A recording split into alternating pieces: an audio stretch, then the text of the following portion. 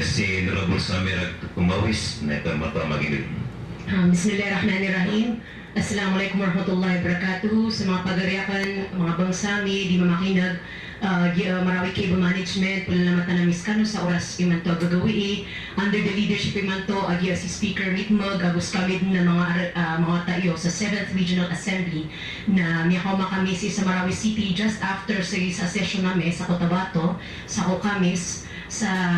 dito may nagami awid alkaltano sa Wednesday na tanto kaya sakitan kami sa kaya respond actively and quickly against speaker kami kapas kami sa resolution in terms of gathering information, non-partisan data para so actual na kapaya solution and problem solving na kapaya pamanamitan dutano sa pagritnakan sa mga madaklataw sa Happy Ramadan on behalf of the mga pagariakan sa Assembly, sa mga pagaritan sa Basilan, Surutawi-tawi, Maguindanao, kasisiran mabu, karaganan siya ni Manto sa mga inid mo sa islands, kaad mabu ang mga armed conflict row, ago exchanges, ago imanto sa Maguindanao, na niya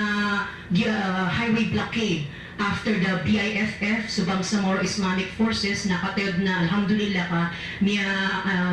lift so highway blockade, dito mga pagaritano, alhamdulillah, that there continues to be evacuation sa Maguindanao. Sa paman sa kasunbayang tanong na, ipumangni tanong mo sa mga pagaritano sa Maguindanao, Basilan, Surutawi-tawi, sa Kalilintan, gumala ron, nag-iingad tanong, dito ay inisakit loob, tano imanto, insyaAllah, na paninta ad na matuon pamana justice para sa mga victims both on the government side and on the civilian side. Diyo pa man na campaign namin for our people to believe that everything is back to normal is part of our Reform Arm Now campaign. O pa man lamang tano ang mga madaklataw na may sa isa sa gia campaign. Inyong dasamini sa meteorology mga pagariakan sa both the regional government, sa provincial government and city government, and even the Mindanao State University administration, the Philippine National Police, and the Philippine Army, who are all stakeholders and authorities, nas kami mga arinyo, na butya kami mga wata, mga ari, na nanay no kalbundad na kalmapngulbo kami in terms of bridging the gap, the misconceptions, and the misinformation,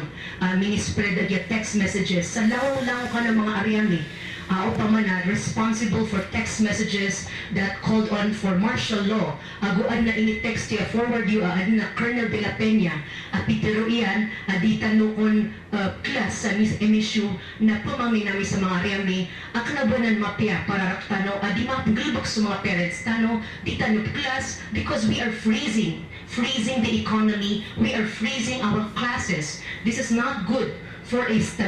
stability ago civilized homeland. Kunabay ni raktano ang Muslim mapya, kunabay ni gilbok ang Muslim, so kami babaal sa pamana destabilization. So ay papanawagan namin, katerox kami na may saysa, we are unified as members of the Regional Legislative Assembly, kato sa mga pagariami sa Cotabato na niya press con mambusira kanay no iki-update bugi speaker ami as si Speaker Rasul Mitmag kami mga arinyo. And we are calling on for unity in times of this crisis, in terms of this emotional moment, and we also condole with the soldiers. Kaya bago pamasaktan ng maranaw, ikiasakitan, kaya pangarasiyan,